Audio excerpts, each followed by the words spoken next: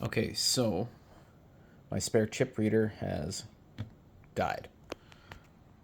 But I have already created the start list, so if you wanted to, you could do it on WebScore and get lap times if you're willing to time it manually. So here's how you do this. Race with a start list. Download start list from webscore.com. You can go and search for it. I've got it under my posted start lists and 2025 Mount Cain Schemo. Oh, apparently the focus is bouncing around here with my hand. Okay. So this is a mass start race because you're starting everybody at the same time. Now lap setup.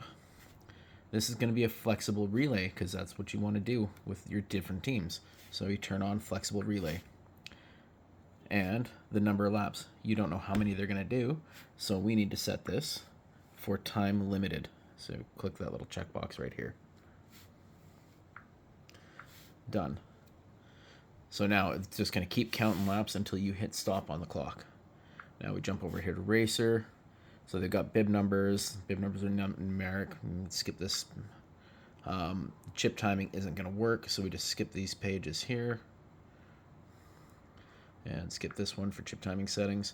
So results ordered by fastest time. If you know how long the lap is, you can set that right here. So specify how long that lap is. For example, let's go 1 kilometer. Okay. And then based on how long the lap is, it will be able to kind of calculate racer's speed. Okay. And category results. So you've got solo and you've got teams of 2 and teams of 4 for your categories. I didn't know genders, didn't assume that, so you won't get that. All right, let's go to categories here and I'll see what you got here. So solo, teams of 2, teams of 4. Now we jump into the start list. Now here I've got all your solo racers. I assigned numbers to them when I had timing chips set up before chip reader died. So now, and then down here, you've got your teams of 2 that were assigned. There's their numbers, blah, blah, blah, all the teams of 4. And then I set up the start list with all the extra teams for you. Now, this is important here. This is, if you want to add team names and everything else, you need to do this before you start the race. So right now, we've got this here as, so you can click on this. So this is extra team 1, and the racer here is name is extra team 1. So if you wanted to change the name, if you know who it is before the race starts, you can do this. You cannot do anything after the race starts. Very important. If somebody wants to change teams, if Bruce decides he wants to go and race on DBS with Mike Green, you need to do that now and change these teams before race starts. You can't be doing this after you hit start on the clock. It screws everything up. All right, and look at that. We go to hit start, and it comes up with a pop-up. Double check the team name is correct for all team members, and solo racers have no team name. Editing team name is not allowed after starting the race. Okay, and here we go. Ready? It's time to start. You hit start, and away they go. Now they're off, they're going. So when the racers come back, you want to find their name and tap them through. So a couple ways to do that.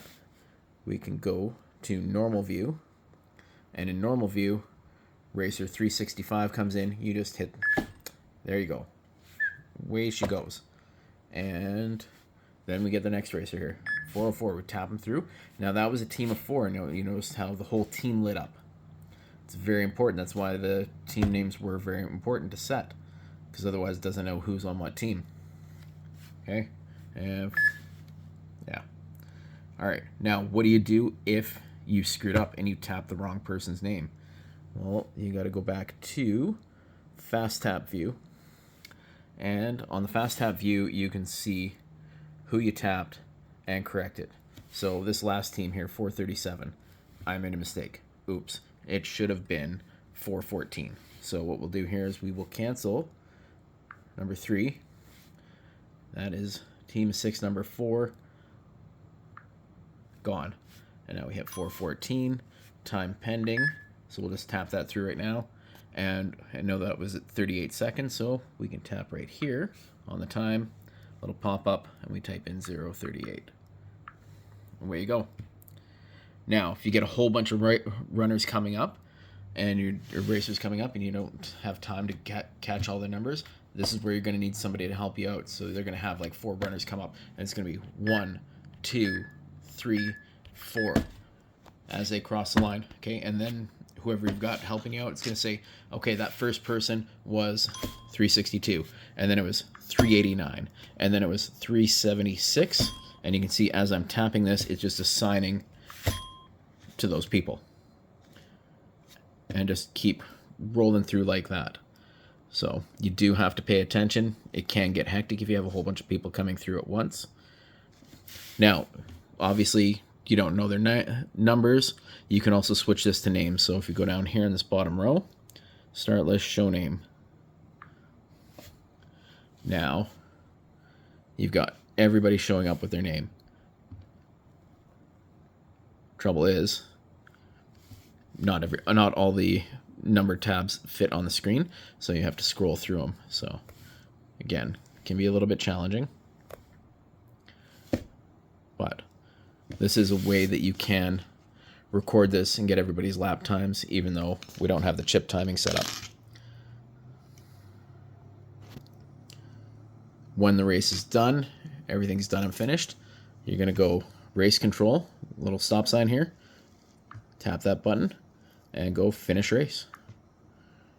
And then there'll be races that have no laps, people don't show up, that sort of thing. I don't just want it. Sorry about that. So you would mark them as DNS because they didn't finish or didn't show up. And then it'll show you overall who did the most laps, who had the fastest time, etc.